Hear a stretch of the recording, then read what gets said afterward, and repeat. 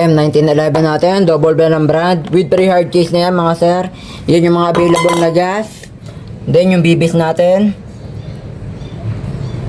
So test fire lang tayo. So ito yung pinaka-unit natin. Magazine niya, bakal na bakal din yan mga sir. Ulit dyan, M1911 natin. Double bell ang brand with pre-hard case na yan. Solid na solid. Try natin sa lata. So yun yung target natin.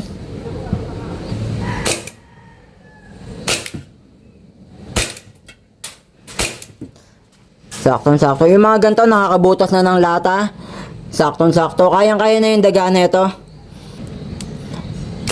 So yan, pag wala ng bala, ganyan siya oh, para na rin siyang totoo.